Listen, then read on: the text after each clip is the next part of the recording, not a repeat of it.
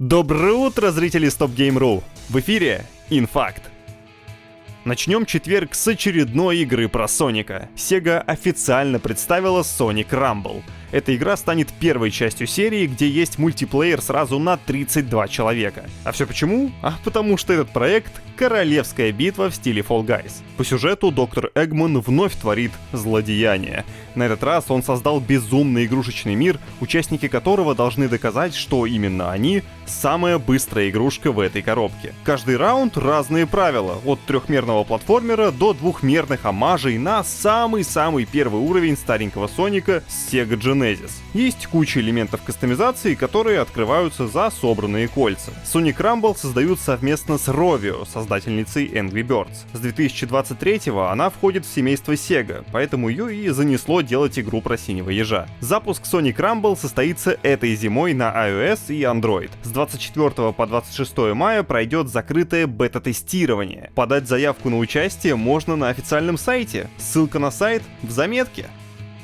Только что у Майки срезали одним легким движением кучу студий Bethesda. И эта новость, мягко говоря, очень грустная. Джейсон Шрайер решил сделать ее еще более грустной и поделился новыми подробностями о закрытии команд. Собеседники журналиста рассказали, что сотрудники компаний совершенно были не готовы к произошедшему. В Arcane Austin после провала Redfall никто не планировал расходиться. Наоборот, разработчики хотели вернуться к своим корням и сделать новый одиночный Immersive Sim. Например, еще одну часть серии Dishonored, которой теперь, очевидно, не будет. Сотрудники Tango Gameworks и вовсе уже питчили идеи для Hi-Fi Rush 2. Девелоперам в итоге так и не объяснили, почему именно их студия попала под нож, хотя глава Xbox Game Studios Мэтт Бути хвалил команду за успехи игры про чая. Согласно сведениям Шрайера, распуском студии дело не ограничилось, увольнения продолжаются. Сейчас тестировщикам, продюсерам и другим специалистам в ZeniMax предлагают уйти по собственному желанию, получив соответствующие выплаты. Видимо, после поглощения Activision Blizzard игровое подразделение Microsoft разрослось до таких невероятных масштабов, что единственный вариант не уйти в лютый минус — это закрыть часть приобретенных команд. Широкий фил сужается на глазах.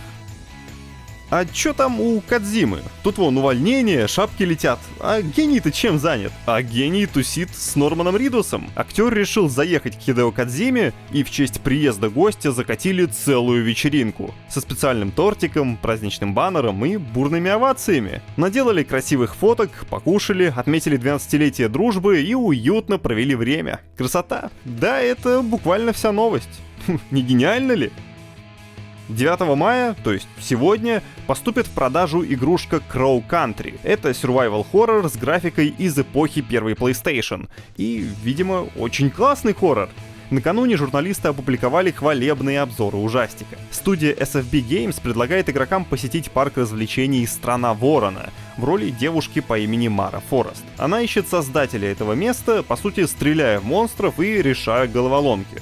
Пройти игру можно за 5-6 часов. На Metacritic проект заработал уже 84 балла. Журналисты хвалят дизайн и геймплей, которые возвращают в памяти былые деньки. При этом в игре современное управление, хотя при желании можно включить и танковое, из эпохи динозавров и геймпадов без стиков. Сложность довольно щадящая, головоломки в меру сложные, а перестрелки при желании можно отключить. Может, даже слишком щадящие. К минусам тайтла относят слишком простые схватки с монстрами. Здесь также не стоит ждать сверхсложного сюжета, хотя предыстория парка Страна Ворона в целом окей. Поиграть в Crow Country можно на ПК, Xbox Series и PlayStation 5, а еще проект полностью совместим со Steam Deck. Правда, локализации на русский язык нет.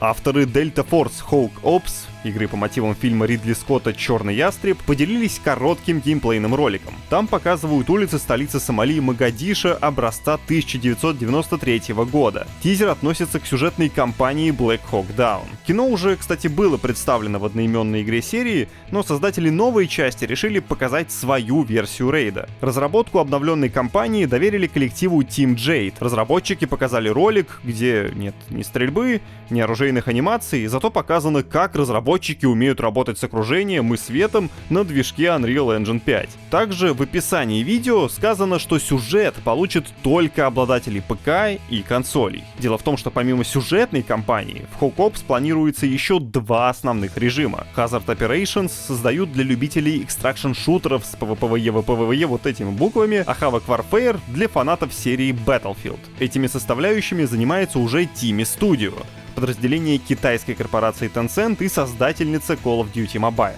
Дата релиза конкурента всех шутеров планеты еще не объявлена, а вот платформы, да, ПК, Xbox, PlayStation, iOS и Android, есть перевод на русский язык.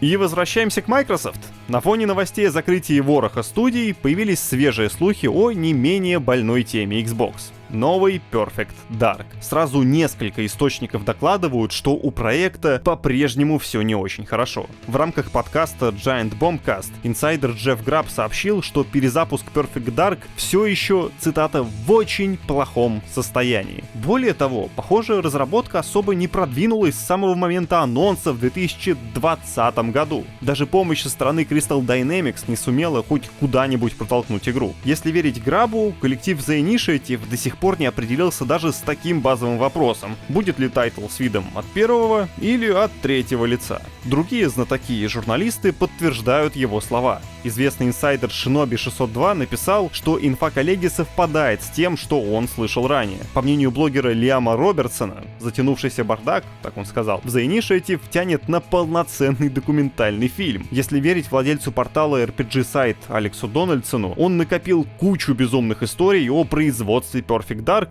и не публикует их только из уважения к разработчикам и, добавлю от себя, из уважения к могучим адвокатам мелкомягких. Да и разрабы, скорее всего, действительно пытаются сделать что-то хорошее и незачем их лишний раз напрягать. Генеральный директор Electronic Arts Эндрю Уилсон побеседовал с инвесторами компании и, кроме того, что выдал очень странную фразу о новой Battlefield, поделился деталями и о планах электроников. Уилсон расхвалил готовящуюся BF и заявил, что следующая часть станет, цитата, «колоссальной игрой-сервисом». Вот не игрой, не шутером, а именно игрой-сервисом. Эх, гендиры игровых компаний такие гендиры. В апреле издательство поделилось, что к развитию батлы присоединился коллектив Motive, ответственный за ремейк Dead Space. Тем временем над будущим франшизы уже корпят DICE, Criterion и Ripple Effect. По слухам, следующую Battlefield покажут в течение 2024 года. Вот в 2025 финансовом году компания планирует выпустить целых 2 неанонсированных тайтла. Один из них от сторонней студии, а другой по своей интеллектуальной собственности. Аналитик Дэниел Ахмат уточнил, что неанонсированными Electronic Arts называет проекты без даты релиза, поэтому этими тайтлами может стать и BF. Еще из вариантов, которые предлагаются специалистами, новая The Sims или, как уверяет инсайдер Джефф Граб, Dragon Age Dreadwolf. Показ этой игры запланирован на лето 2024. Больше циферок из отчета в заметке на сайте. Да и, как вы знаете, там есть не только циферки, но и куча интересных материалов от наших авторов. Зайдите, проверьте, не пропустили ли чего. Хорошего вам дня, пока!